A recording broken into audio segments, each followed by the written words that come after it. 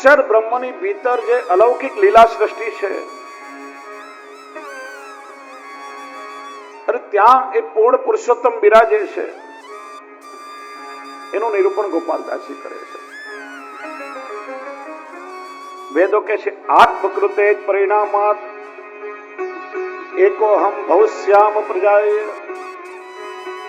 ભગવાને વિચાર કર્યો, હું એક છું,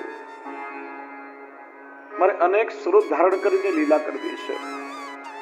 આનંદ સ્વરૂપ ઠાકોરજીને પોતે આનંદ પ્રાપ્ત કરવાની ઈચ્છા થઈ ત્યારે ઠાકોરજી પોતાના શ્રીઅંગમાંથી પોતાનો નિત્ય લીલા ધામ પ્રગટ કર્યું, લીલા પરિકર પ્રગટ કર્યા, લીલા સ્થાનો પ્રગટ કર્યા. અને એ લીલાધામમાં જે નિત્ય લીલા કરી રહ્યા છે એ પરબ્રહ્મ કહેવાય, જ્યાં પ્રભુનો અખંડ લીલા વિહાર ચાલી રહ્યો છે. બ્રહ્મ જ્ઞાનીને મુક્તિ માર્ગી સ્વપ્ને નહીં વ્યવહાર. જે બ્રહ્મ જ્ઞાની છે, જે કેવલ કર્મકાંડ કે ઉપાસનાના જે જીવો છે, એમને તો સ્વપ્નમાં પણ પ્રભુની આ લીલા સૃષ્ટિનો અનુભવ થતો નથી, કારણ કે એ સર્વથી પર છે. કેવલ કૃપા દ્વારા જ એનો અનુભવ થઈ શકે, કારણ કે પ્રભુના લીલાધામ અને લીલા સૃષ્ટિ એવી છે કે જ્યાં ઠાકોરજી પોતાના સંપૂર્ણ માધુર્ય સાથે બિરાજે છે. અનેક ગોપીજનો ત્યાં બિરાજે છે. નિત્ય પ્રભુનો અખંડ રાસ ત્યાં ચાલી રહ્યો છે. અક્ષર બ્રહ્મમાં આ બધું નથી, એ તો કેવલ તેજોમય છે. ત્યાં રૂપ રંગ વર્ણ વપુ કશું નથી. જ્યારે અહીં તો ભક્તોના મનોરથો પૂર્ણ કરવા માટે રૂપ રંગ વપુ બધું જ પ્રભુ ધારણ કરે છે. ભ્રમર ગીતમાં પ્રસંગ આવે છે કે જ્યારે ઉદ્ધવજી ગોપીજનોને જ્ઞાનનો ઉપદેશ કરવા માટે બ્રજમાં આવ્યા, જો ગોપીઓ, ભગવાન તો સર્વવ્યાપી છે, જગતના અણુ અણુમાં રહેલા છે, કણ કણમાં બિરાજે છે, તો પછી ભગવાન મથુરા ક્યાંથી ગયા હોય? એ તો અહીંયા જ છે. પૃથ્વી, જલ, તેજ, આકાશ, વાયુ પંચ તત્વ સ્વરૂપે આપણા સૌના દેહમાં છે. ન તો એને રૂપ છે, ન રંગ છે, એ તો ઘટઘટમાં રહેવા વાળા છે. તમે એનો વિરહ ન કરો, તમે એનું ધ્યાન કરો. ત્યારે ગોપીઓ ઉદ્ધવજીને કહે છે, ઉદ્ધવ, જેને રૂપ નથી, રંગ નથી, વપુ નથી, આકાર નથી, એવા બ્રહ્મને તમે જાણતા હશો, પણ અરે એમના મુખારવિંદના દર્શન કરવા માત્રથી આ નેત્રોને ફળ મળી જાય. એમનું વપુ કેવું છે? નટવર વપુ. એ નટવત પણ છે અને વરવત પણ છે. એ નટવત બની અને ભક્તોના ચિત્તનું આકર્ષણ પણ કરે છે, અને વરવત બની અને ભક્તોના મનોરથો પણ પૂર્ણ કરે છે. હે ઉદ્ધવ, અમારું મન તો એવા સ્વરૂપમાં ખેંચાયું છે. અને એટલા માટે જ્યારે જીવ પ્રભુના દર્શન કરે ત્યારે જીવની આસક્તિ પ્રભુમાં થાય, એ પ્રભુના સ્વરૂપમાં જીવનું મન આકર્ષિત થાય. પ્રસંગ આવે છે ને કે ગોકુળમાં એક કન્યા લગ્ન કરીને આવી છે,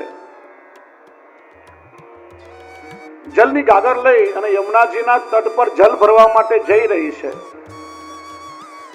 બીજી 4-5 વર્ષ પહેલા પરણીને આવેલી ગોપી જે અનુભવી છે એને સાવધાન કરે છે, અરે સખી તું સાવધાન થા. પૂછ્યું કેમ? તું જલ ભરવા જ્યાં જાય છે ને ત્યાં માર્ગમાં તને એક ચોર ચોક્કસ મળશે.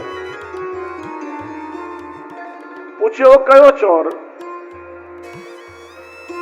કે બીજા બધા ચોરો તો ઘરમાં તાળું વાસ્યું હોય ને, ઘરમાં કોઈ ન હોય, અંધારી રાતે ચૂપચાપ આવીને ઘરમાં ચોરી કરી લે, પણ આ તો સામે જ ઉભો હશે. ત્રિભંગી સ્વરૂપ એનું હશે, કટી પર એક હાથ હશે, મુખ પર વાંસળી હશે. એ તો મંદ મંદ સ્મિત કરીને તારું ચિત્ત ચોરી લેશે. એ તારી સામે જોવાની કોશિશ કરે ને તો એનાથી ક્યારે દ્રષ્ટિ મિલાવતી નહીં. સામે દેખાય તો ઘૂંઘટો તાણી લેજે.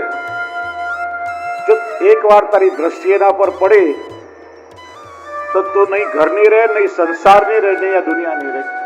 તારા હાથમાં તારું ચિત્ત નહીં રહે. અને નટખટ એવો છે કે તો જો ઘૂંઘટો તાણી લઈશ તો મીઠું મીઠું બોલીને તને લલચાવશે.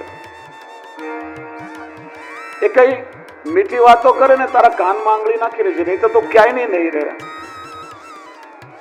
પેલી સખી કે હું તને વચન આપું છું, મારી સામે જોશે તો હું ઘૂંઘટો તાણી લઈશ, અને કઈક બોલશે તો કાનમાં આંગળી કરી સાંભળીશ નહીં. વચન આપી અને ગોપી યમુનાજીના કિનારે જળ ભરવા આવી. એને જે બીક હતી એવું જ થયું. સામે નટખટ નંદ કિશોર ઠાડા હતા. જ્યાં જલ ભરી અને ગાગર માથા પર પધરાવી, મીઠું મીઠું હાસ્ય કરતા કરતા મનમોહન સામે આવ્યા. ગોપીએ વિચાર્યું આ એ જ ચોર લાગે છે જે હસતા હસતા બીજાનું ચિત્ત ચોરી લે. લાંબો ઘૂંઘટો તાણી લીધો, બેડો નીચે મૂક્યો. એના પર મારી દ્રષ્ટિ પડશે, એના દર્શન કરીશ તો મારું ચિત્ત ચોરશે ને, મારે એના દર્શન નથી કરવા. પાસે આવીને ઠાકોરજી મીઠા મીઠા મધુર વચન બોલવા લાગ્યા.